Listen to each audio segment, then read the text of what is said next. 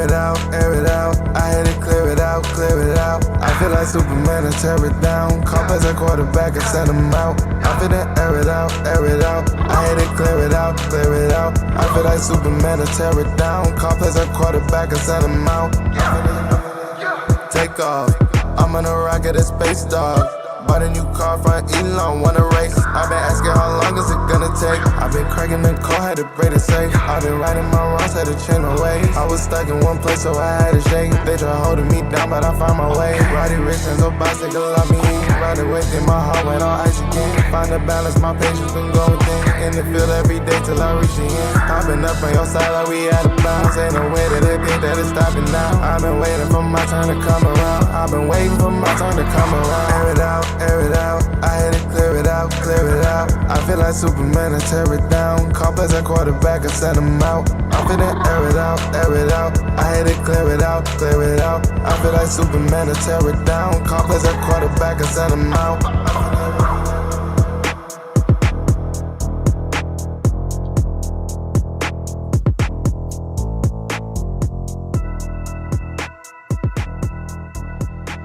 Hey, what's up, guys? Hey, I'm back. I'm back in the studio. I'm not doing the AI background this time, guys. I'm back home. Don't worry, it was just temporary. But welcome back to the Air It Out podcast. My name is Jerome Jones, your humble host, and I'm here with the best man, my boy right there, Mr. Coach Braxton. How you doing, sir? I'm tired, dog. Listen, I haven't had to drive these kids all around town, all over the world, it felt like. And it's not even for football, man. I'm out here using my head with it. It's for chess right now, man. Second in our league, yeah. About to be in the playoffs, you know what I mean? They doing pretty well, though. I can't complain, so. Multifaceted Braxton. Listen, I'll take the little hour drive if they out here winning like they is, so, yeah, I mean. Let's go. Let's go. But it's football time. Shout out to the boy. Shout out to the boy. Shout out to the boy. Shout out to him. Hey, I don't want to talk about tired, man. I've been to the All-American game. I went to the All-American Navy game. I just came back from the Senior Bowl. I feel like I'm about to do something else soon. I got my whole list up here. So I've been all around the place, man. And you want to talk about tired? Listen, I don't know about your miles right now. I've been in 3 different time zones in 1 month.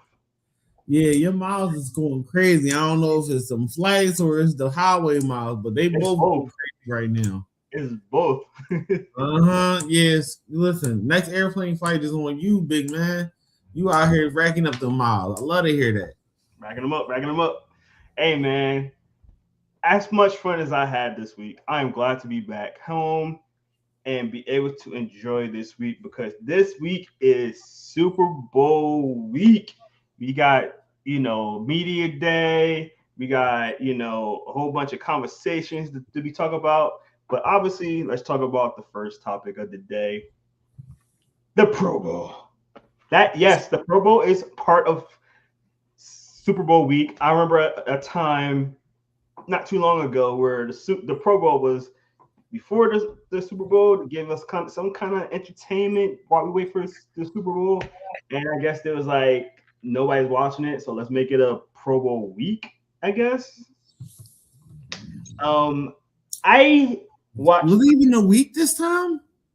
Yeah, it's been a week. Did they do anything other than the game? Yeah, they've been doing like activities. I don't know.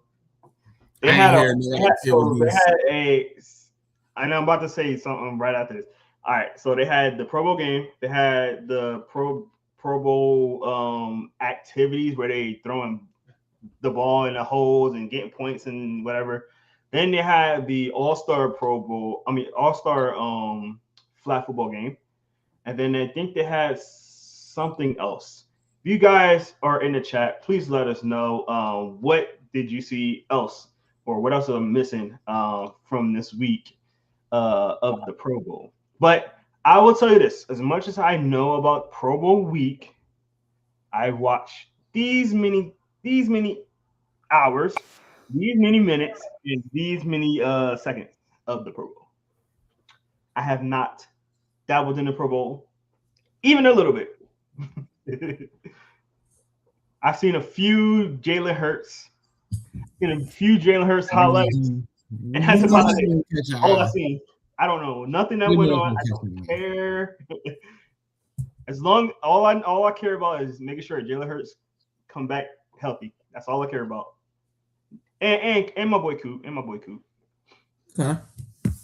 I feel that. I ain't mad at So, that. Coach Braxton, you're gonna be the one that talks about the Pro Bowl a little bit more than me on this one. So this is gonna be your take. Is the Pro Bowl worth watching? No, not even close. Not even a little bit was it close to watching. I did not watch it. Why would I watch the Pro Bowl? Waste my time doing that. I was too busy putting in these grades for these kids, man. That's what I was more worried about doing. Because Hey, the that Pro seems Bowl more is entertaining. listen, what it was whether or not they're gonna pass or fail. Will they do it? I don't know. Let's see. But no, Oh man. seriously, man, the Pro Bowl, it was a joke. It was literally people just I'll be honest. I watched the highlights, I read the updates, kind of looked at what the box scores type of stuff was, but I'm just like, y'all just literally was just out there playing pitch and catch with y'all homies. Y'all wasn't trying for real. Y'all wasn't really playing. Now, Cortland Sutton was actually playing. He put in a little too much effort. He out here trying to dive for the touchdown. Still didn't get the touchdown because guess what? Just like in the real NFL, you were tagged down before you hit the goal line. Crazy. Oh, Crazy. I guess like you died. Well, okay. Let me put this in perspective. I played in a lot of flag football leagues growing up, and that is a rule. If you leave your feet, like your feet leaves the ground, whenever you're touched, that's where you land. oh, this is the crazy part. It is a kind of universal rule with that. Well, this is the They want crazy people part. they want people just diving and you can't grab their flags. So This much. This was the amount of room between the ball and the end zone before his flag, while he's in midair, was snatched off of him. I mean, This is how much room, and this is why you gotta love the NFL camera work. This is how you know the replays when they don't get the call right. They not looking at them replays. They calling what they want to call because they was able to pinpoint. It was this much room, y'all. This much room. did they give him a touchdown though? Oh no. That was the last play of the half, man. He didn't even get the try. It was a sad thing. That's crazy. Sad move. But I put it like this. From everything I did see, the highlights and all that good stuff, Shador, I thought she was gonna do well, man. I don't know how you got to pick with your first drive, man. That was crazy. It wasn't really, but like I was gonna ask that, Darren, because we made a whole fuss about it last week. If you haven't seen that podcast, make sure you watch last week's podcast on Wednesday. That's when I was at the Senior Bowl. And we made a whole fuss about, Shador being in the Pro Bowl, how the Pro Bowl's fake, and how mad we were that, there was a lot of players that we thought could have got in the Pro Bowl. So as far as you've seen, and again, I know you didn't watch the actual game, you watched some highlights, so you got more leverage over me than that. You say he threw a pick in the first drive. He didn't do that after that. He ended up coming down, scoring a touchdown or two. And surprisingly enough, the touchdowns went to not wide receivers, the tight ends, or running backs. It went to a lineman. The lineman named Garrett Bowles, who decided to say, you know what? Kyle Juszczyk, Pat McCarr, move over. I can be a fullback, y'all. I can do this. I can catch. If you viewers are not familiar who Garrett Bowles is, because now I know a lot of people don't follow linemen. He's plays on Denver. Lineman disrespect is crazy. No, it is. It truly, truly is. But I know a lot of people, some of our casual watchers don't know all the linemen across the league. So Garrett Bowles plays for the Denver Broncos. Denver Broncos left tackle for the last almost 8-9 years at that. And right, it took him a minute, but he finally came into his own and is one of the better tackles that you can find in this league. I'll put it like that. So you gotta give him respect where it's due. But he came on strong, had a touchdown or two, had a couple 2-point conversions. But the stars of the show really were the NFC and special skills guys. So Pickens, 3 touchdowns. doing this thing out there, mossing people in the back of the end zone, the toe tap swag. Like he was out here cooking. I'm not gonna lie, but it really was an NFC East quarterbacks. Dak Prescott throwing for 4 touchdowns, Jalen Hurts throwing for 3 touchdowns, but the majority of that went to Amon-Ra St. Brown that started off. Pickens picked it up later on, and Jake Ferguson had a surprisingly really good connection with both Dak Prescott and Jalen Hurts. Gross. Crazy. I listen. I'm just saying what I saw, people. Just saying what I saw, people. I seen that. I seen Jalen Hurts throwing 2 touchdowns. I was like, yeah, they gonna say something about that. Yeah, but man, hey, that could go in the Eagles' favor. It's like, hey, Jay Ferguson making Dak look good. I'm just saying, yeah, but I put like this.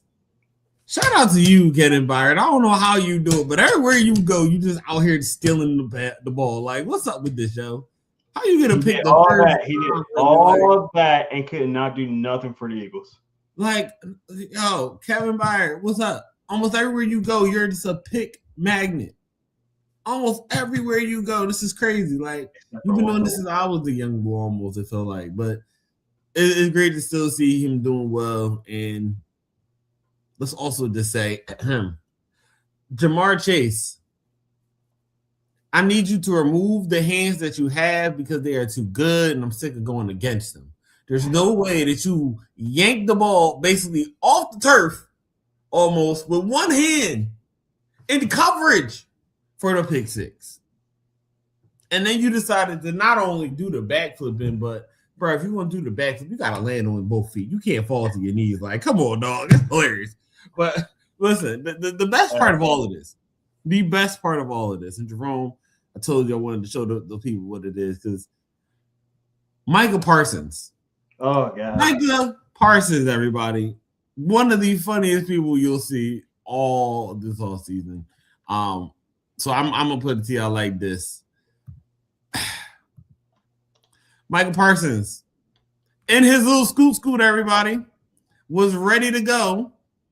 And up on the field. That was him. Yep.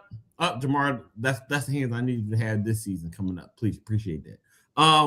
Anton Winfield with the pick here, but Micah just celebrating as always. Huh? Are you showing it on the screen? Yep. Okay, my end I don't see it, but go ahead. You good? Listen, Micah, man. It was just great to see Micah just going out there on his little scoot for every touchdown, every 2-point conversion, just getting in the way, making the refs tell him, hey, what are you doing, sir? What is going on here? I need you on the sideline. You're not in the game. You're hurt. What is going on here? But that was the most hilarious thing I've seen all season long. Not even lie. All right. Well, if Michael Parsons, you already know how Michael Parsons is. He's that kind of guy. And I'm going to show you something. I'm not sure if you can see this, but yeah, that's Michael Parsons right there. That is Michael Parsons right there. Hold on. There we go. Hold on. There you go. That is Michael Parsons right there. The disrespect is crazy here. We also not going to do him like this, man, because we're going to do it. We got to show him actually out here doing well, not whatever that is. Oh, my God. Oh, boy. Oh, my God. This is not the violation of Michael Parsons, man. This is not the violation of Michael Parsons, man. He's the perfect person for the Pro Bowl. Oh, man. He has fun, I guess. We can say that. He has fun. We'll say that. I just say he has fun. Yeah, that's okay. Oh my God. But listen, it was hilarious to watch. I would not have spent my time and will not spend my time watching. Do me a favor real quick, because I don't think the viewer's seen your video. So put that video up one more time, because I think I know what happened. So if you put it up one more time, it'll be up there. Pull up real quick for the one time for the one time.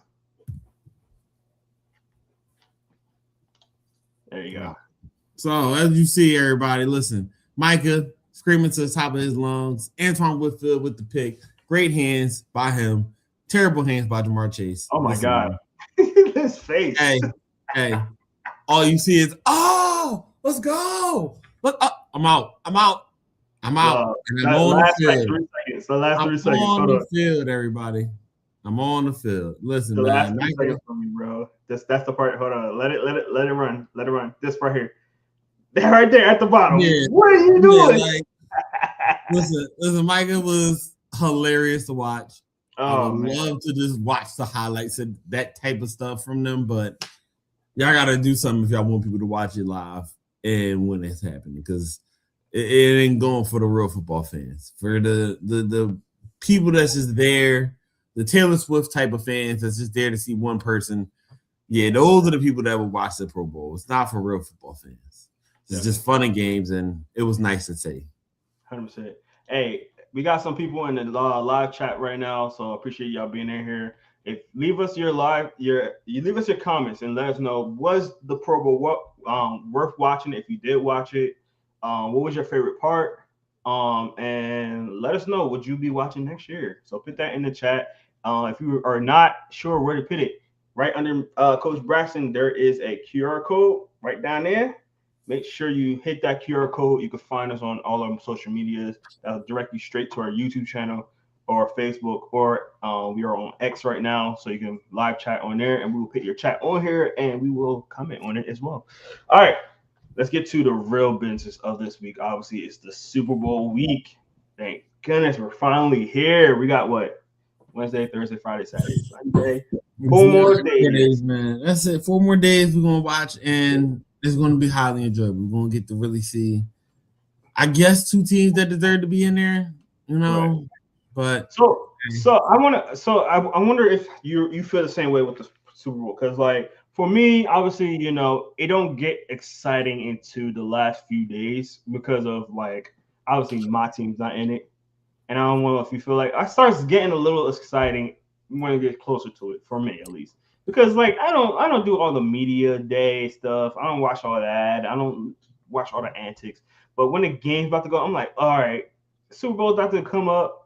You know, we make a big event out of it. We got the halftime show, which is gonna be Bad Bunny, which I'm a fan. I know a lot of people not too high on it because you know not just Bad Bunny, but because they were so up in the roar with Bad Bunny being the headliner, they also have Green Day showing up and popping in on the Super Bowl, if I'm not mistaken. Yeah, so okay, that's a weird combination. Listen, very weird, but we'll see how that works. I think they should have brought back Shakira. I think she should make another appearance because Bad Bunny came on hers, so I think she could come into Bad Bunny's Super Bowl appearance. Listen, I would love that. Listen. We've seen Beyonce on it twice, and Beyonce brought out Bruno Mars and everyone like. Yeah, but that's the thing about like, hey, you never know who's going to come out. Really. I hate when they bring out way too many people though. Like 2 or 3, that's fine because I want to see the person that's there. You get what I'm saying? Like who the highlighted person? Kendrick, man, he had one of the best ones. Kendrick Lamar. He brought out Mustard. He didn't need to really bring out nobody else. We called it a day. He got his own song. You know what he was there for. Exactly. We know what he was there for. Exactly. We need Elvis Chopper. Suavemente, besame. Hey. Man, that's that work right there. I'm telling you, man. If y'all don't know, y'all gotta get a little Suavemente going on. For real. I feel you. No, I'm excited for this halftime show. I like Spanish culture. I love Spanish music, so I'm good with it. Like I don't care. Like look, I listen to every type of music. So I'm good with it. And get yourself caught up in some culture yourself. I feel like you should culture yourself. But Bad Bunny's one of the best artists in the world. You gotta respect the music. You gotta respect what he does. He just won a Grammy like 3 days ago. Yep. What's respect on a guy named? He's there for a reason. So can't wait to see what happens. Put some respect. Mm-hmm. I don't know how to say respect in Spanish. I would though.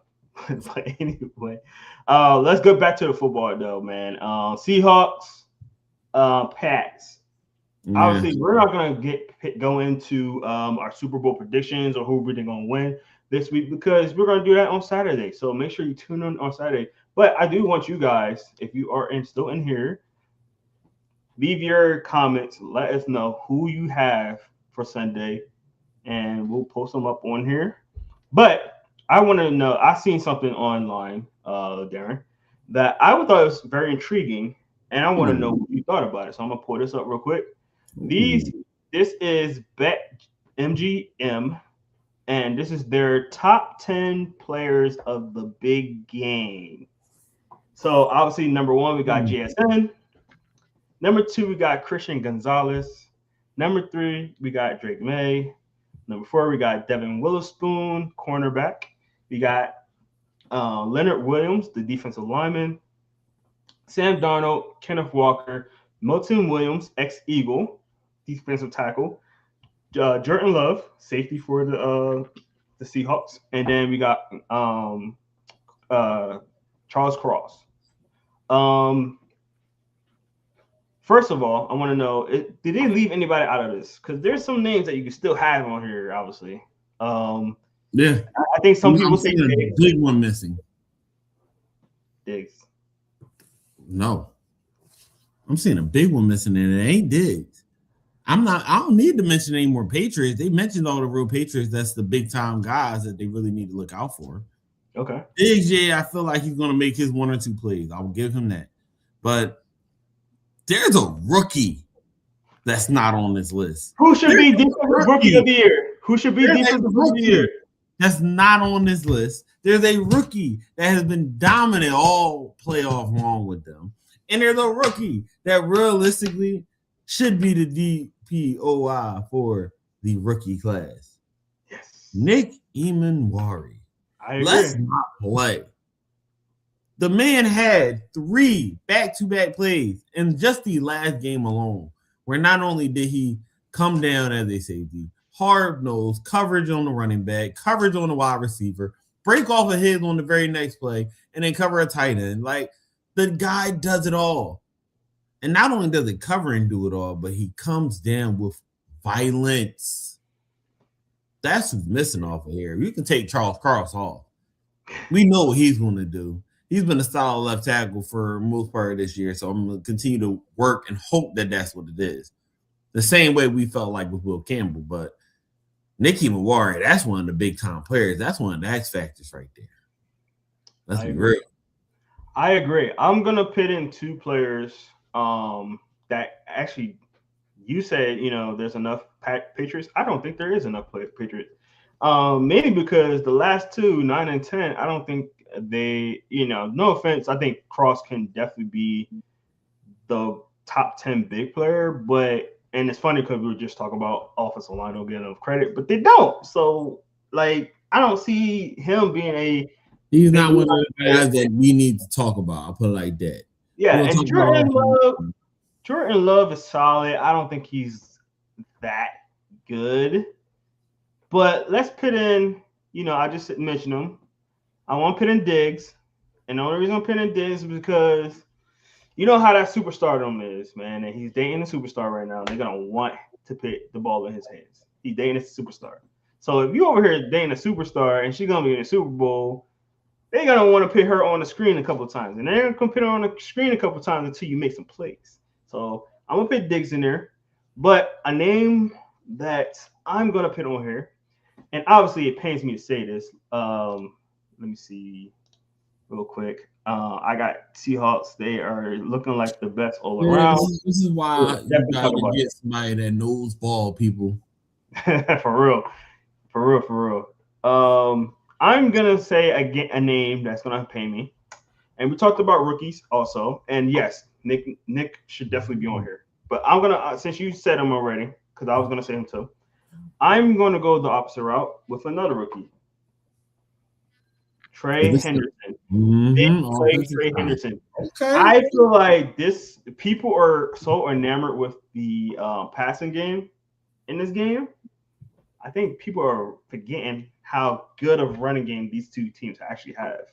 And I think Trey Henderson is a big play waiting to happen. I think he got nicked up a little bit at the end of the year, so he wasn't he haven't been playing to what he was doing in the season. But in season, when he got opportunity, this man was ripping off 30, 30-yard runs, 40-yard runs, 50-yard runs. I think he had like an 80-yard run this year or something like that. Something ridiculous. Like a So 67-yard touchdown run where he bounced from one side, come back, spin around, broke a tackle, and right at that sideline. I watched that one. That was a great one. Wow. Yes. They're gonna need top plays last they're week. gonna need that kind of work because this is a really good defense that they got to go against. So I think it's gonna be him. But Darren, let's talk about the list at hand. We're not gonna take him out. We're not gonna take no players out now. We're not gonna, remove anybody. The list at hand. How do you feel about the list? Who would you move around, and what order would they be in? So I feel like Julian Love, Charles Cross, they're in the perfect spots. I would actually move Leonard Williams from number 5 to number 8, and I would switch him directly out with Milton Williams. Okay. He's that good. I'm sorry. Like, I was not a true believer when he was with y'all. That was just a product of, y'all had a great D-line. Y'all rotate all the time. That's just what it is. Nah. He might have been just scratching the surface because this year, it's not going to show up in the stat sheet what he does. This is one of them times when you really got to know ball, y'all. And Milton Williams clogs up the lanes. He creates havoc and pushes the pocket to where the quarterback has nothing but to go into those edge rushers, who at best are average over there. He is the true defensive guy in that front seven. Like, it is what it is. Like, they would not be in the Super Bowl if they did not give Milton Williams that huge and ginormous contract this offseason. Yeah. They wouldn't. I'm calling it. He's one of the main catalysts on why they're there, so he has to be number 5. As an Eagle and him being as an Eagles fan and him being a former Eagle, I will tell you this. Me and my guy Lewis, he plays in our own fantasy league. Darren, you know him a little bit. We talk all the time about the Eagles, and I'm telling you, when Milton Williams was on the team, I'm like, Lewis, this guy is about to have a breakout year. This is last year. I'm like, this dude's about to have a breakout year. I said it 2 years in a row. The first year he kind of was coming on, but he's still in that rotation. But when he got in a heavy rotation last year, I called it. I was like, this dude about to have a breakout year. He had that breakout year, and he got the freaking bag as a backup. He wasn't even a starter. He was the backup. So that tells you all you need to know about Milton Williams. I'm really high on him, so I do like that Williams for Williams swap right there. Anything else? Yeah, it got to be at least 2 more for me. So you swap the Williams out there, and that's a great one. But you also got, I'm sorry, let's be real here.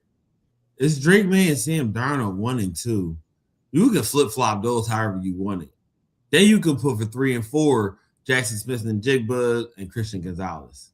Everybody else can just fill in from there, but that got to be a top 4, top 5 right there. Sam Darnold, Drake May, Jackson Smith and Jigba, Christian Gonzalez, and then Milton Williams. Those are the top 5 guys I'm looking at throughout this game because there's only one person that's going to be on JSN. There's anyone else covering him, I have no faith that he is not going to get them torched. But Christian Gonzalez, it's a good matchup. It's gonna be a fun matchup. That's a dog. That's a dog at a dog right there. That is a dog versus a dog. We're gonna really see iron sharpens iron. Let's see who really the big man on campus out here. Oh man, I can't wait to see that matchup. But as you already know, man, it's Drake May, and Sam. He ain't seeing these ghosts no more, Darnold. Listen, I'm rooting for Sam on this occasion purely because, one, I can't witness the Patriots winning another one. I'm sorry. It is what it is. I just can't do it to myself.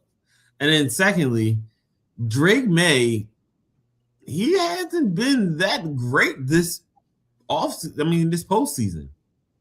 Sam Darnold had the luxury of playing two people he's already played twice this season, but 2 people that he's already played twice this season that knows how to stop him. And he still got the better of those guys. Drake May, you played like you played some of the top defenses this past postseason. You had 3 of the top five defenses you had to play against. And your numbers showed it. Because if you look at pass to completion, touchdown to turnover ratio, quarterback rating, you're either 30th, 31st, or dead last among all 32 quarterbacks in this postseason was the regular season.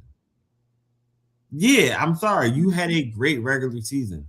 But right now, you ain't playing that hot. You making just enough plays. So let's see what you do against the Seahawks defense. Let's see if you can continue to pull out those game-winning plays, which you have done, and go from there. But hey, the top five gotta be the top five.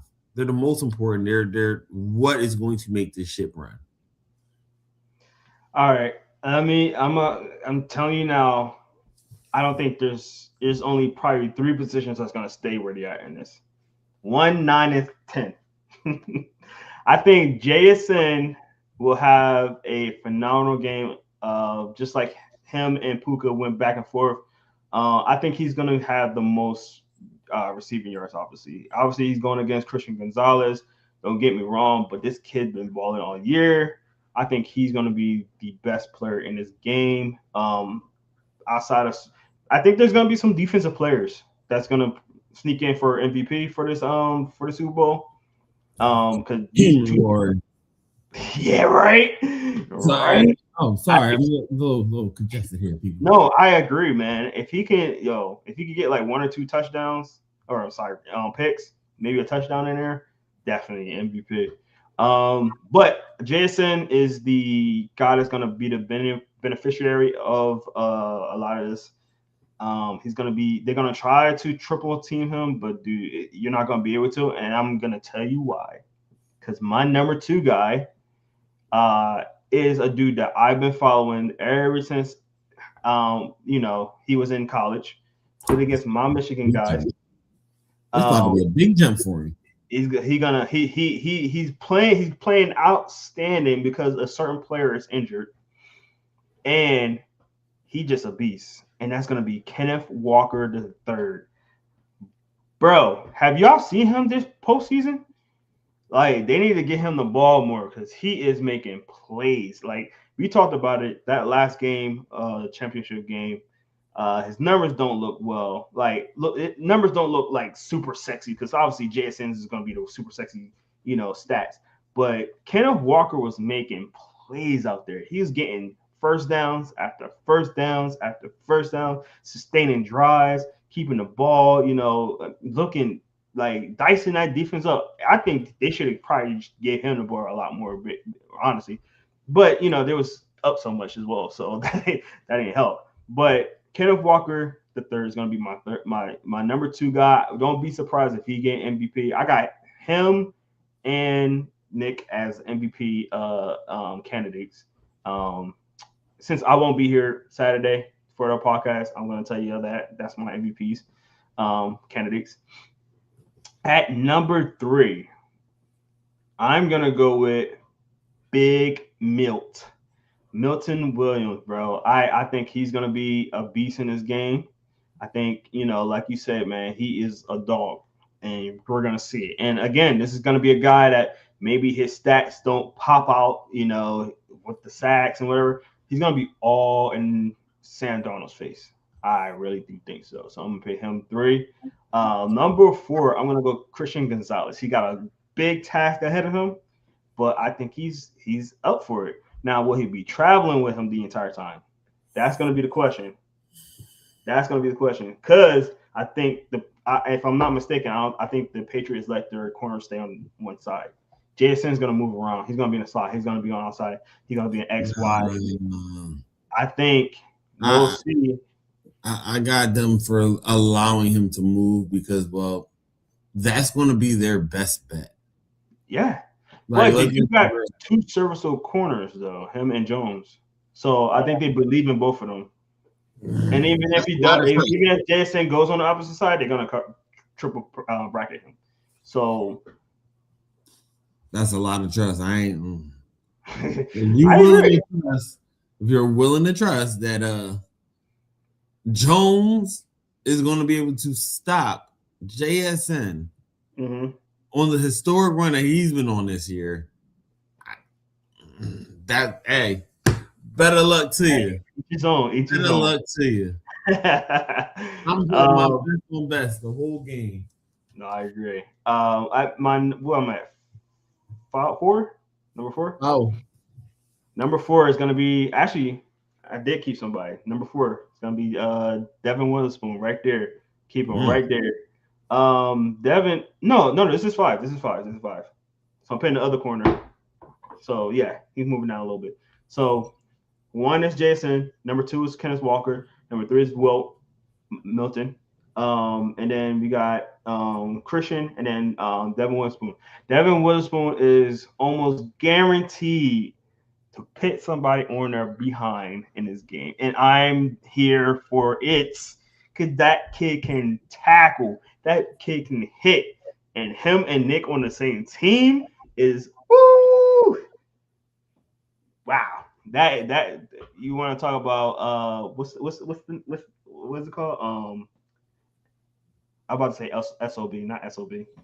No. The LOB, that Legion. LOB, Legion. You don't know that's a Legion. Maybe listen. The Legion. They've gotten the closest that they've been to the Legion in a long time with that secondary right now. Yeah. It's coming back together, man. It's coming back together for sure. Woolen, Witherspoon, and Wari, Love, like they got some pieces, man. Yeah. I agree. I think that, man, I'm excited to see that. I'm excited to see that for sure. At number 6, I'm gonna pick right here. I'll put Leonard Williams right there. I feel like he had that presence in there. That secondary is gonna be there, so he's gonna be able to cook right there.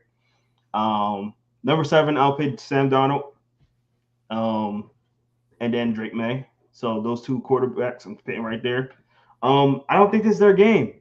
I mentioned it earlier. I think this is going to be a running game. And yeah, I got Jason. I got Jason and number 1. Yes, but I feel like the most effective way to play these games, play these crazy defenses, especially these defenses that have really good DBs, is to run the ball. That's the best bet. Is both of these teams going to have to run the ball, and I obviously, it's the Super Bowl. People don't like to see that. It's not the sexy thing to do, but I feel like it's going to set you up for Jason to get open and get a touchdown or 2. You know what I'm saying? So, establish the run early. Kenneth Walker been on a tear. You got Henderson on the other side. You got, what's the other kid name on? Ramondre Stevenson. Yes. You got those 2 over here. They can rock it out, man. I really do. I'm telling you, running game. I'm looking at the running game. And then obviously 9 and 10 is the 2 guys we just talked about. Julian Love being a safety. Obviously I was switching him up for Nick, but we can't with our rules that we just made. So I'm gonna keep Jordan Love there. And then Charles Cross. I actually would probably swap them, to be honest. But Cross is a lineman. So like we said earlier, they don't really get the love. And offensive lineman, I'm not looking at offensive lineman during the Super Bowl. I'm so sorry. I like watching. I love watching football, but I'm not gonna watch the offensive lineman. Now, after I do my recap, look at the tape, look at the all 22. Yeah, I look at the lineman, but during the game, it's all entertainment. All entertainment. I want to see DBs. I want to see wide receivers. I want to see running backs. I want to see interceptions. I want to see picks. I want to see fumbles. I want it all. And that's how I want my Super Bowl. I ain't mad at that because that honestly, the game plan for you plays it well with what has worked for both of them throughout the entirety of this, postseason run. And I love to see it myself because the Seahawks all year long has been a great and honestly a great big play action type of team. They've run the ball or we're in 21 personnel.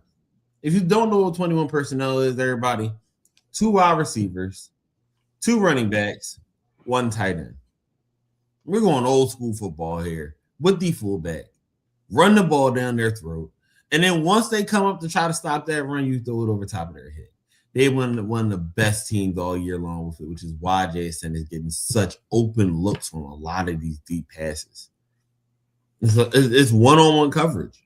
Mm-hmm. And it plays very well into not only what they do, but what the Patriots do kind of best, which is, hey, Gonzalez, we're going to sell out to stop this run here. We know our front is pretty big and solid, but we need you to shut this guy down. This is why, again, 1 and 2, JSN, Christian Gonzalez. Can Christian Gonzalez stop the big play? Can JSN make the big play when needed? Because both teams are going to try to run the ball. That's just no ifs, ands, or buts. We both can agree that both of those quarterbacks, they're not going to win you the game. Whichever one of those can make the better play will win the game, but they're not going to be the sole catalyst for it. Yeah. It's going to be that matchup. And I can't wait to see it. I honestly, if I'm being real, I really wanted to see the matchup of JSN and PS2. That's the matchup I really wanted. Let's be real about this, y'all. Let's be real about it, because if we really going to be real, when Bo Nix was there, hey, I could have seen Bo taking this. And I wouldn't have been mad at Drake May. Wouldn't have been mad at him. But hey, I don't get PS2 versus JSN. I got JSN versus Gonzalez. It is a great runner-up today. It's a great runner-up. Dude, him, shoot, I will obviously being an Eagles fan, Quinyon Mitchell against him too, man. Hey, those 3 cornerbacks been balling this year. I would love to see one-on-one matchups against that all year. We'll see. Yeah. Whew. I'm just happy my corners didn't have to go against that, because I did not want to see that this year. Oh my God. Maybe Nate would have did somewhat okay. He might not have given up a touchdown, but he was gonna give us the yards. He might even got a pick. But I'm a big Nate fan. Listen, as long as he didn't go against Marlon Humphreys this year. Oh my God, I don't know what he was doing this year, Marlo. Listen, I love you, dog. You've been great for years and years. You was an All-Pro, Pro Bowler multiple times throughout your career, but this year, I don't know what happened to you, dog. You was for as many good plays as you did, you gave us at least 2 to 3 more where it's just like, yo, what you doing? That's how we felt about Darius Slay the last 2 years, man. You've been like, whoa. Like, it was like, as soon as Quinyon Mitchell came on the field, he was like, I'm gonna give you all my talent, bruh. You got this. Because Slay was the one that was giving up all the touchdowns last year. I was like, ooh. Nah, there was times where watching Marlon Humphreys made me see what my wife felt and feel what my wife felt when she had to watch Adoree Jackson get cooked. And when who's the guy that's all Keely Ringo. Here you go, the 6'2" big guy from Georgia, Keely Ringo. That's what it looked like to me. And I'm just like, how did we go from All-Pro, almost 8 picks in a season? One time we had 5 forced fumbles in the season from a cornerback spot, a turnover machine, not giving up much in coverage, not giving up touchdowns, to you just getting tripped up, slipped up, and done dirty in every which way.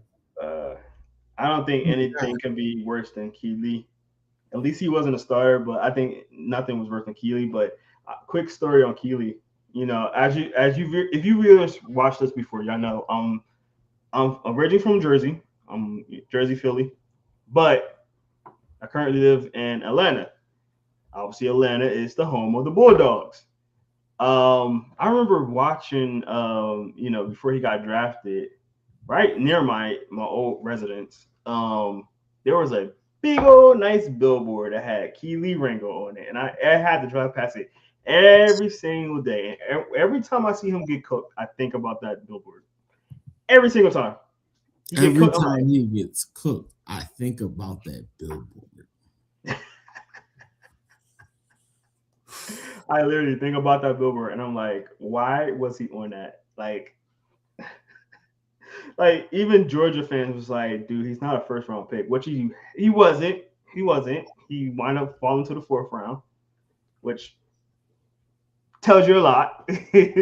Tells you a lot. But when people were saying that he was a first round pick, I'm like, oh no. And then he wound up going to the Eagles, and I was like, okay, that's a decent pick because it's fourth round. Maybe the upside might come. Yeah. But anyway, let's move on. Yeah, oh man, I don't want to keep going back to this dark place because there is one thing that's worse than Keely Ringo. Marlon Humphrey, opposite of Jamar Chase. The only other thing worse I've seen in this entire last 3 or 4 years. Oh my God, I don't know what it is. I don't know what Jamar Chase got against Marlon Humphrey. He don't do this to everybody. He don't. I'm sorry, he don't do this to everybody. He really don't. He's a great receiver, but it's like he be like, "Ooh, I got Marlon. Throw me the rock."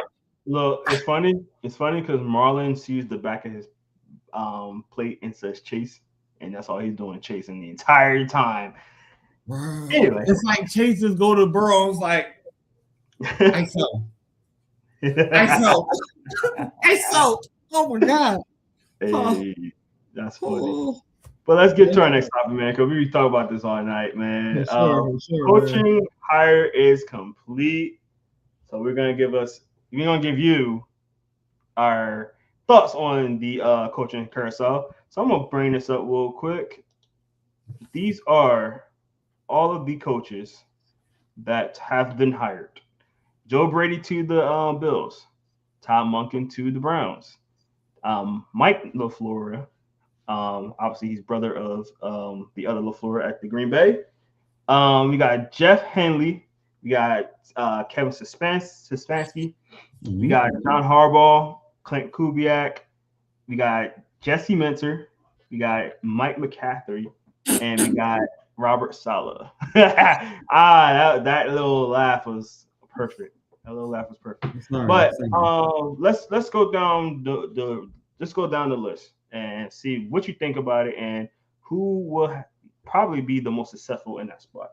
So let's go with Joe Brady. I'm gonna start off with this one because I actually predicted this. I was like, they have a guy in office that been getting some head coaching, buzz around him.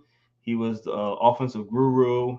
He was the offensive coordinator for the LSU team that was insane that one year. Obviously, he had, got all his guys in the first round, being everybody.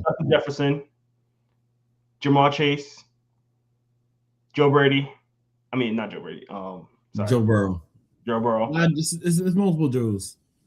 All the Joes. So, I seen that coming. I just seen and I like this because you're not taking too much away from what Josh Allen is doing.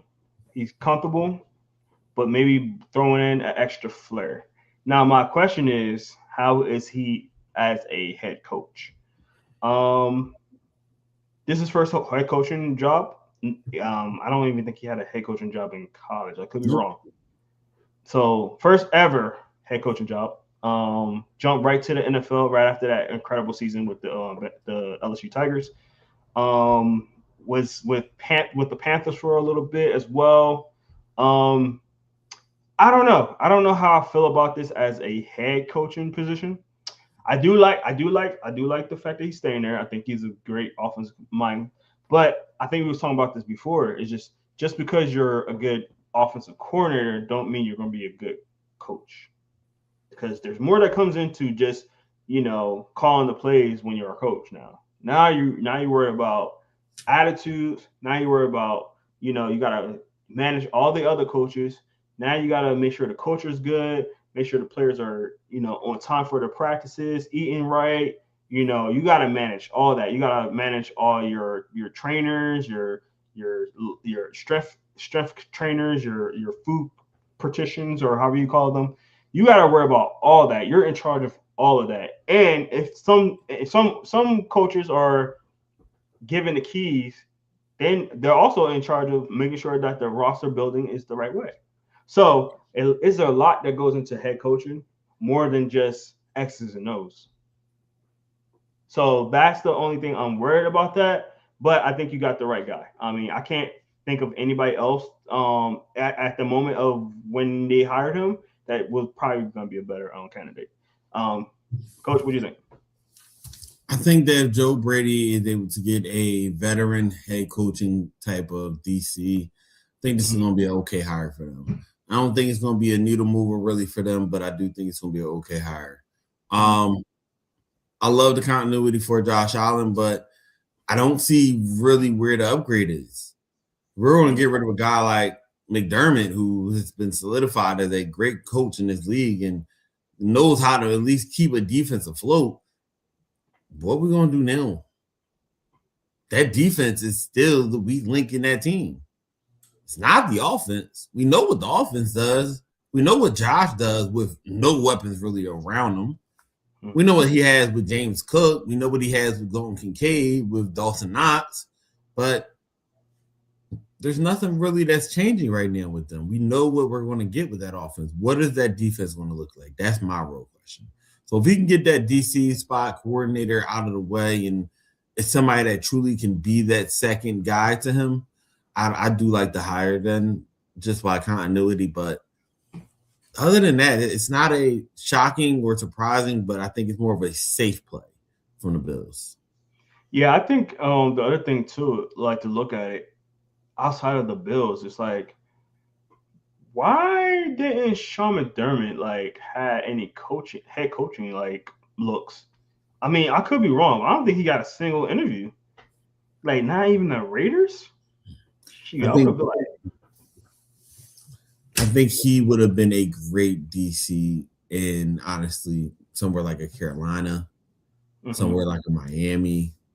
Only because of the fact you're looking at guys, well, particularly in Carolina, with the Arizona Cardinals, you got a guy, Mike LaFleur, who's a offensive guy, and then you're getting a guy that knows defense, knows how to get it together, and they have pieces on that Arizona Cardinals defense. That defense under Jonathan Gannon was not a slouch, honestly. They just played in one of the hardest divisions the past couple of years. So I like the fact that he's sitting out right now, getting what's best for him, but it is kind of a travesty he hasn't even gotten a consideration for some of these bigger type jobs. It's crazy. All right, let's talk about the next candidate up here. We got Todd Monken. Darren, you know all about Todd Monken. I know, Giants fans are pissed off because they thought he was going to be on their offense. Darren, Todd Monken going to the Browns, staying in division. What's your thoughts? Do what you did for the Ravens, and we're going to be fine, bro. Because all you want to do is you're going to have Shador play, some really good ball initially. They're going to run the ball when need to in the regular season. And in the fourth quarter of almost every regular season game, you're not. You're not going to use Quinshon Judkins. You're going to put the ball in Shador's hands. He's going to put it in our hands, and we're going to win games. So continue to do what you've been doing the last couple of years, Todd. Be that guy that is a ingenious mind in the first three quarters of a game. In the fourth quarter, I don't know what you be doing, bro. I don't. I've questioned it the last few years, and I'm not mad at you getting this job, but I don't see why. Yeah, I'm not a big fan of the Monken. I thought he was gonna be a better OC. I didn't see this coming as with him being a head coach. So this coming is a little surprise to me. I'm not sure how he's gonna be as a head coach. He's given the part. He sounds the part.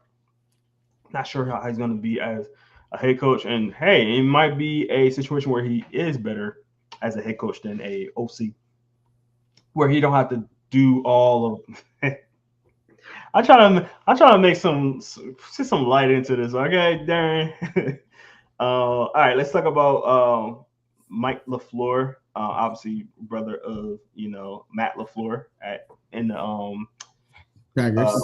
The Panthers, Packers. Green Bay.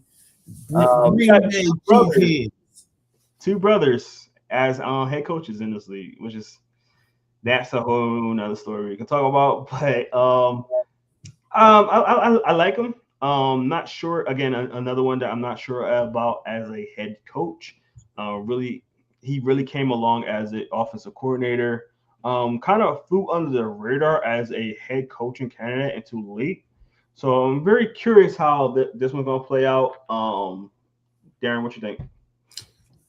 Um, I gotta ask this question: Is Jim Schwartz still on the market? Yes. Is Jim Schwartz still on the market? Yes. If he is still a candidate for any type of DC coordinator spot, Mike LaFleur needs to scratch him up, snap him up as quickly as he possibly can. That's the only way I'm gonna like this hire. Similar to Joe Brady. Mike LaFleur, I love the tree that you come from coaching wise. So we know you're gonna be able to run the ball, the good play action, the very innovative minds. I love that. And I think that's gonna work well for whoever is the starting quarterback there in the Arizona, because y'all got some pieces. Michael Wilson, Marvin Harrison Jr., Trey McBride over there. Like, you guys have pieces. You just need a quarterback. And a quarterback that can produce, not just a quarterback that's going to be there. Maybe he might get a quarterback that was under his brother. I like Malik. I like him. I'm going to say it. I like Malik. Bring competition if you do that. That's all I'm saying.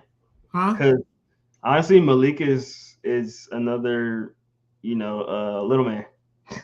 Listen, Malik is at least 6 foot tall. If I'm not mistaken, he's like 6'1".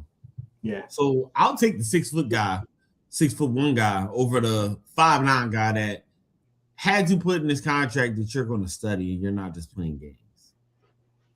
Malik had to truly hustle as a journeyman after getting kicked from the Titans, and I think he's understanding of what it is for him. I'm starting to like some of these journeymen, the guys that's been coming into the league, put in these terrible situations, and after they go to teams that actually knows how to develop, they're coming out and doing fairly well. We see where Sam Darnold is in the Super Bowl. Mm-hmm. Where did he start? The Jets. Where did he go after? Jets. I wish we had one here. That'd been awesome. Listen, man. I'm loving the story of how this is going with a couple of these guys, and I'm willing to bet that Malik Willis might be one of the next ones up. And him and Mike LaFleur is not a bad pick. A mobile quarterback, knows what to do. But again, just like Joe Brady, you have to get a DC. You have to get a DC that knows how to be a DC and let him be that. You focus on your offense and having someone else help manage the game. But you shouldn't have to focus and worry about your defense. With a guy like Jim Schwartz, you know what you're getting. So I like the hire. I just want to see the right coaching fits with him. I agree. All right. Next one is Jeff Hafley. I think I said that right. Hafley. Yeah. DC for the Packers. I don't like it. I don't see the point. They whiffed, and they only did it because they wanted to get John Harbaugh. He didn't sign with them, so they had to sign somebody. I think this was a dumb move by the Dolphins. I really do. I like the only thing I like about it, honestly, is that the Dolphins' new GM is somebody from Green Bay that he has connections with already. So it's a good tandem with them too. But you ain't got Micah, bro. You ain't got Rashawn Gary. You ain't got Xavier McKinney no more. I don't know what you about to do. And I'm worried. Because if you don't produce in the next 2 seasons, something with that atrocity of an offense, the atrocity of what you have on defense, this is going to be one of the worst positions that you have taken. Bye, Jeff Leisha. Yeah. Bye, Jeff Leisha. hey, hope for the best for you, my guy. I hope for the best. For real. Yeah, and you never want to see anybody get fired, but dude, I don't know. It's a bad spot. This came out left field. And you're in Miami too. Like, Miami needs a structured head coach. And I'm not saying that he's not bad. Man. I'm not saying that's not who he is. Maybe he is a structured coach, but they need somebody to be like, you ain't going out to these nightclubs at night. You ain't and that's what Vic Fangio is trying to do. But obviously, he got cussed out by his players and I do what I want kind of stuff. And that's why Fangio's like, I can't do this. Bye. So we'll see, man. Let's go next to the next one. Uh, Kevin Stefanski. I can't say his last Stefanski. name. Stefanski. There you go. Obviously he's down here with me in Atlanta. I actually think I think this might be my favorite, close between him and the next guy. My favorite pickup. I think people are not giving him the credit he deserves. He did a really good job for what he had in Cleveland. I mean, you gotta remember he had Shador this year, he had Gabriel this year, he had um, Joe Flacco this year, he had freaking Deshaun Watson who was in and out of the lineup. He had Kenny Pickett in there at one point. His quarterback, he had such a quarterback rotation that yeah, of course you can't sustain like success like that. You got to get a guy in there, let him develop. So we'll see how Penix is with him, but dude got some pieces. He got some weapons, and I mean, they don't have a first round pick this year, but they can still add to those weapons. Maybe get them a number 2 guy in the draft for the wide receiver position. He's in a steady spot. He's in a better spot than he was. Well, it's always upgrade from Cleveland unless you're talking about the defensive end spot. That's it. Mm-hmm. Agreed. But when it comes to Stefanski, like I'm more worried. What Stefanski are we going to see? Are we going to see the Stefanski that try the guys out like Dorian Thomas Robinson, guys like Kenny Pickett, guys like Deshaun Watson, guys like Dylan Gabriel, and have full utmost confidence that they are going to go out there and produce for him? Or are we going to see the guy that got the best out of Shador in his really first start, got the best out of Joe Flacco last season, got the best out of a Baker Mayfield when he first came into the league, and the guy that was a 2-time head coach of the year? Mm-hmm. I like the hire, but I want to see which Stefanski are we going to get with this team. That's my only concern. I like the way the Falcons are set up. I like the hire. I think it's going to be a good thing for them. But again, it's an if. It's an if. Which one are we going to see? That's my only concern. All right, John Harbaugh, what you think about him? They're going to be structured. They're going to do well. They're going to win at least 9 to 11 games after at least the first year. And they're going to be perennial playoff guys, but they'll make it to the first, second round and then lose. John Harbaugh is a coach. He's going to do well. He's going to get them steady, but I don't see him winning the Super Bowl with them. Bruh. You're hilarious, first of all. But I kind of agree. We'll see, because the structure of this team, they got a really young offense, which I am very high on. Before Justin Dart got drafted by the Giants, he was one of my favorite quarterbacks of last year. So that plays a lot of part in it. You got Scotty Boo Boo. He's gonna be coming back from he's gonna be coming back from his injury. I'm sure he's gonna be running through a brick wall like he usually is. You got Huh? They got him and Tracy though, so that's a good thing. Yeah. You got Neighbors coming back. If you can build around what you got on our offense, the defense already looked really good. Maybe you might want to bring in a linebacker or two. The linebacker that was there, I forgot his name. He played pretty well as well. No, yeah, just cornerbacks and safeties. That's what they need. A lot of that, everything, all of them. I agree. So if they do the right thing in the draft, and you got a John Harbaugh who's going to have that structure, I think they're going to be good. I like to say, I don't remember who their offensive coordinators are, so I will have to look at that. But I think if John can get some good coordinators in there, and he kind of just run the ship, I like this hire. I do. I really do. Clint Kubiak I like this hire way more than a lot of people think. Because this Raiders team needed somebody in there that was a schemer, and this Clint Kubiak is a schemer. I really do like this pick, this hire for the Raiders. This is probably one of the best hires they could have gotten, in my opinion. And I think this is the team.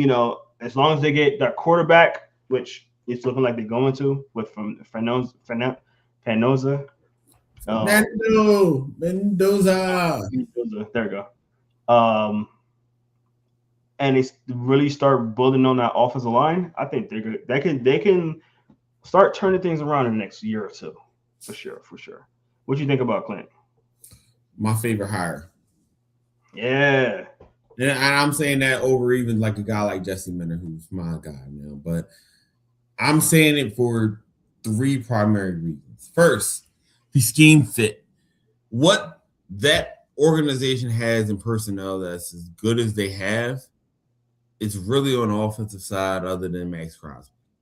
They have a solid superstar in the waiting running back in Ashton Genty. They have a superstar, all Pro Bowl tight end in Brock Bowers. True. And they're coming in with the number 1 overall pick, which at this point is a almost guaranteed lock for Fernando Mendoza because that team desperately needs a quarterback. You cannot, in any good conscience, put Geno Smith out there as your starting quarterback next season. I'm sorry. You cannot. I want to know what they thought the last 2 years with the quarterback selections. I was just like, yeah. Oh my God, that hurts my head. But between that and knowing that they have one of the highest cap space for anyone this all season, so they're going to go on that spending spree. If they can reproduce similar effects of what they had in Seattle with that offense, being able to run the ball, use their tight ends, so they still have Michael Mayer, and he's a very, very reliable tight end in his own right. Or 2 tight end sets, get a fullback in there, run the ball with Genty, play action with Fernando Mendoza, which he did very well when he was in Indiana because he was a 6-year starter. He knows how to play the game. He knows how to run it and be that game manager to come in initially.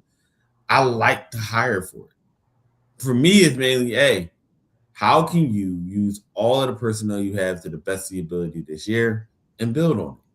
Because I'm going to say it like I did last Saturday, y'all. I think they need to trade Max Crosby. Trade Max Crosby, get as many picks as you can for him, and hopefully even get a lineman out of him, right? And if you can do that, trade the number 1 overall pick. Go get Shedeur Sanders. The Browns don't want him. Todd Monken's not going to know what to do with him. You use that. You give them the number 1 overall pick. They can start over. Todd Monken can get a guy that he truly wants, and that is his guy. Clint Kubiak. Shedeur Sanders will give you everything you need. A game manager, somebody that can hand the ball off and be accurate in the intermediate to shorter passing game when needed. He can unleash the deep ball, which we all see, but now that he might actually have some time, they actually will have a running game that will be used consistently that would best help his game. That's when he was at his best with Colorado, with Jackson State. Like, that's what makes Shedeur so good. He knows how to work within the system and make the guys around him look good. He knows how to get the ball to him. That's it. And that's all you're going to ask from him. So I love that. It's the only small rebuttal I'll have with what you said. What you said makes sense. The only small rebuttal is when you have a franchise like a Raiders, who's been historically bad for so long, you trading out that first round pick and you don't hit, it's gonna be a problem. And I think like it's sometimes the hype of a new fresh coach quarterback combination that helps a that gives hope into a franchise. So that'll be my small rebuttal is that if you do trade out that first overall pick, you better make sure you hit, because if you don't hit and Mendoza look good, you're going to be in some trouble with your fans. Listen, if I'm not mistaken, the Browns are still in the top 10 of draft picks. So you trade with the Browns, you get a guy like Shador, you still get a first round pick this year. You can still get at least a second, maybe a fourth or a third, along with that first or two first. So you get your guy for the future. You have your draft picks. And then wait a minute, do remember, I stated that you also trade Max Crosby. And if you do this properly, hey, Raiders, you can have 5 to 6 picks in the first 2 rounds alone almost of this draft. In the first, and at least 8 in the first 100. I agree. That is how you build a team. I you agree. Get as many blue chip prospects as you can. I agree. What I'm saying is, if you trade Max Crosby and that first overall pick, and y'all don't hit, there's gonna be problems. There's gonna be problems. I say if you're gonna do that, at least keep Max Crosby and trade the first overall pick. At least you have a proven commodity in there who's a baller, and then he can help out your defense. Yeah, because let's think about it like this. Hey, the Browns is at number 6. The Raiders at number 1. You're getting Shador. You're getting the switch of the first round picks. You're getting a second and a possible first next year, or a third this year and a first next year, along with a fourth this year. You're not moving up. You're not losing that many spots. And you still can go get a blue chip player to pair with the guys that you're trying to. You can build that offensive line.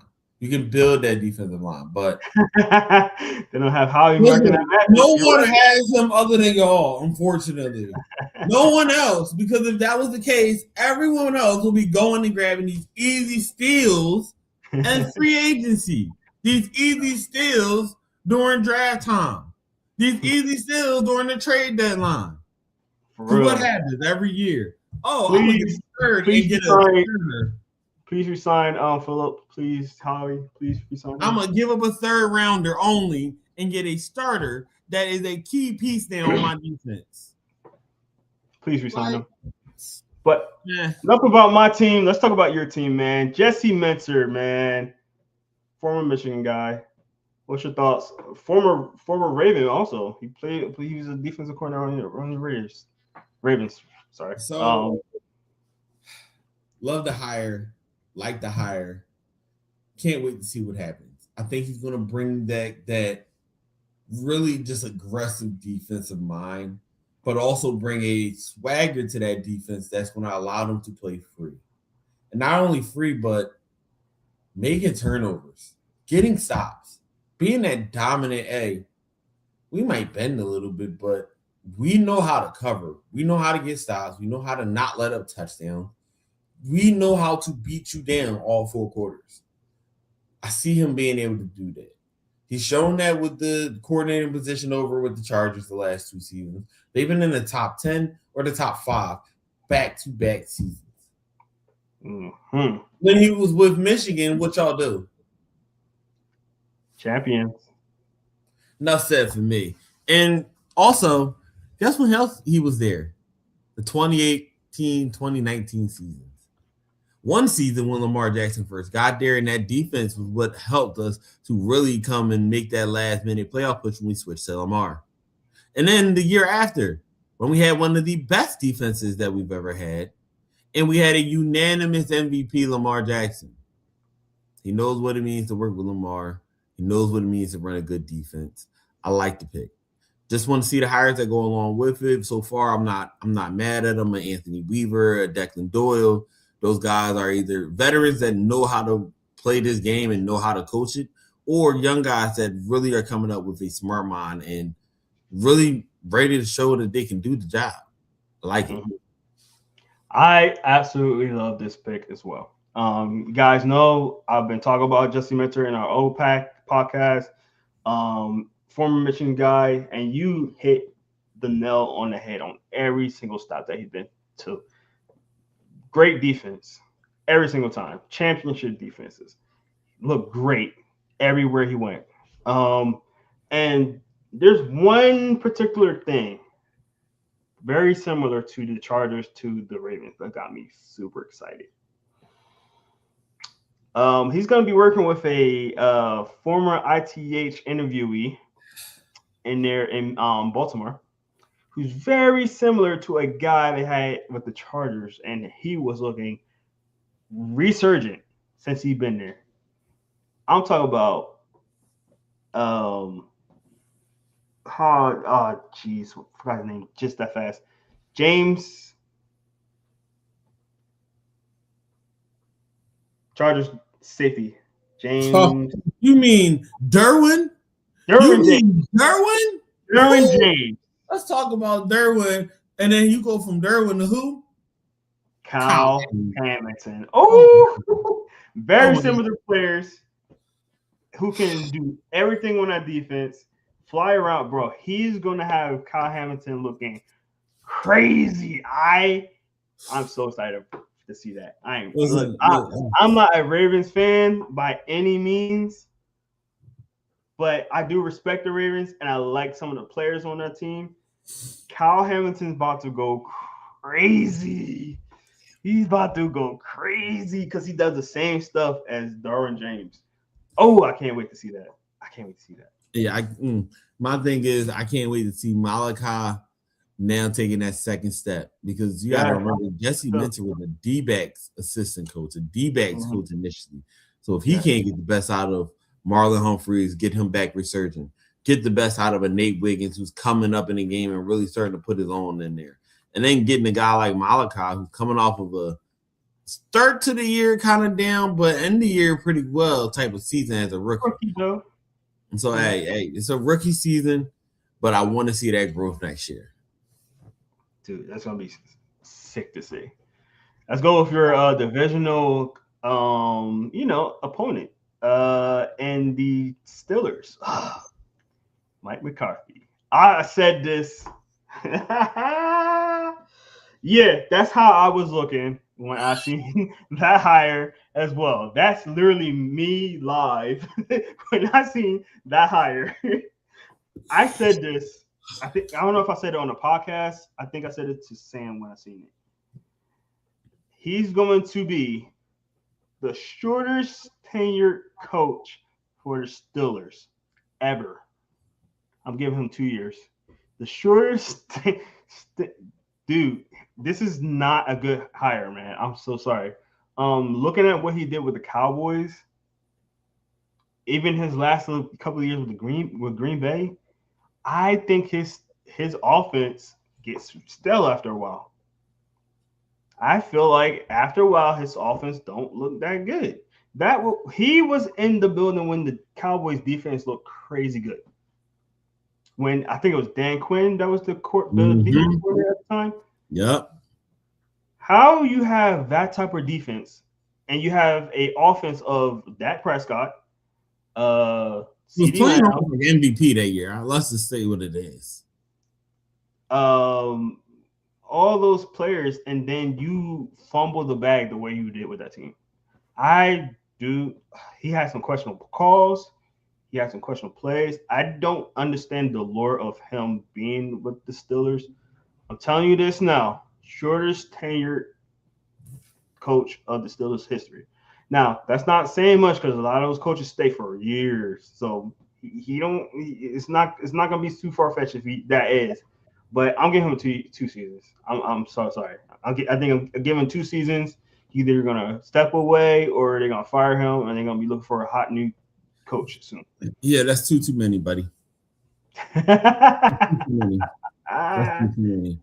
I'm not even gonna dignify this hire with a whole drawn out speech on this. So I'm gonna show you 3 images and I'm gonna tell you what these images represent. So we all know the first image here, y'all.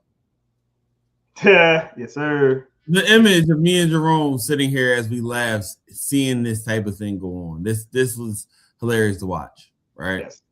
Our second image is what Steelers fans have been doing since then and will be doing as long as he is the head coach. Yeah. All right. I mean, listen, I have a guy that I know who's a huge Steelers fan from Pittsburgh, loves the Steelers, diehard guy. Mm-hmm. He told me I was not allowed to speak to him for a week. after this hire came out. He told me, listen, he hated this hire. He did not understand why, especially when Mike McCarthy didn't even get along with his starting quarterback that's there now. That's what I was about to say. Didn't him and Aaron Rodgers was beefing at one point? Now what are you trying to like say? You don't want Aaron Rodgers to come back? Like, let's hire him so Aaron Rodgers don't come back? So this is how I'm going to be for the remainder of the season as I watch the Steelers implode on themselves, everybody. For real. This is going to be me the remainder of the season as I watch my Ravens just go ahead and go ham and the Steelers implode. That's all I got for y'all. Those are my 3 images. Like that speaks for itself with Mike McCarthy as Steelers' new head coach. It's too many years, buddy. He's a one and doneer. One and doneer. Nice. The Steelers will have their 5th head coach in their entire franchise history coming up. 1, 2, 3, 4, 5th. Yeah, very, very soon. All right, last but not least, Robert Saleh to the Titans. I'll start with this one. I like the hire. I know we talked some podcasts ago talk about they need an offensive guy. But I think that defense, and I said it before when I said, I would like Jesse Minter to go there. They need a dominant defense. The quarterback play shows some promise, right? And if you could get a good OC, you'll be all right. Like, they had some guys that were not that big of a name in there. So I think that he's going to be a good defensive coach to get that defense back to where it should be. And then you got a young, promising quarterback. So I think that with him being in there, you get a good OC, which I think they did hire OC, but I can't remember the name. Oh, they did. I know exactly who they did. Okay, you'll talk about it then. But I think with them getting a good OC, the defense is gonna be nice. Look out for the Texans in a couple of years, man. Titans, sorry. Good. Dayball. They got Dayball with Cam Ward, y'all. That is a match that Dayball is looking for, because Dayball is the guy that you look at his track record. His best production was with mobile quarterbacks. The Daniel Jones, the Jackson Darts, the Josh Allens, Jalen Hurts. It's the first time he got one with us. Yeah, I mean, but hey, let's see what he can do, because I do, and I'm gonna say this again. I like Dayball as an offensive coordinator. I think he knows how to consistently run the ball, keep his guy out of harm's range, and allow him just to make the plays when we need you to. Mm-hmm. Don't be hero. And I'll tell you this: I don't think Dayball was a horrible head coach. I think his time management was terrible. Yes, and that got the best of him. But yes. I think the players like him. I think he does a great job managing the players, this and that. And the fact that this is Robert Saleh's second stint as a head coach is going to really help him. It's going to really help him out.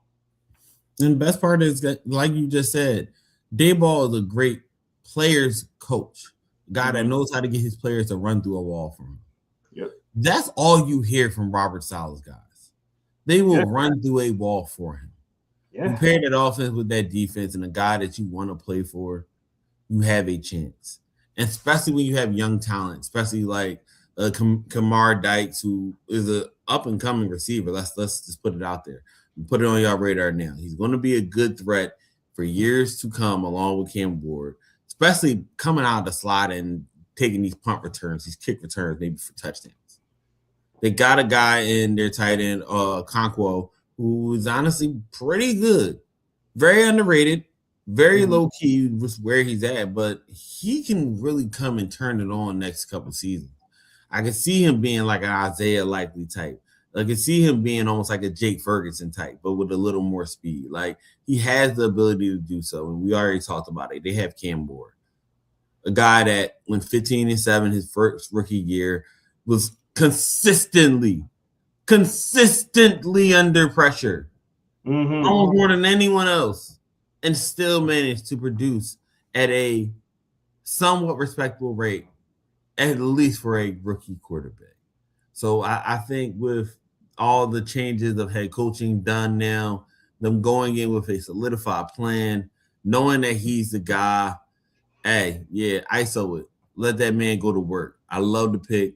I love what's going to happen over there. And Dayball, I kind of wanted you to come to us. Just run the ball with Derrick Henry. I know you was going to do it for us, but it's okay. It's okay. We got somebody else. So you go make Cam Ward look good. I can't wait to see what happens. It's going to be very interesting the offseason, obviously. But we're going to definitely talk about the offseason once the Super Bowl is over.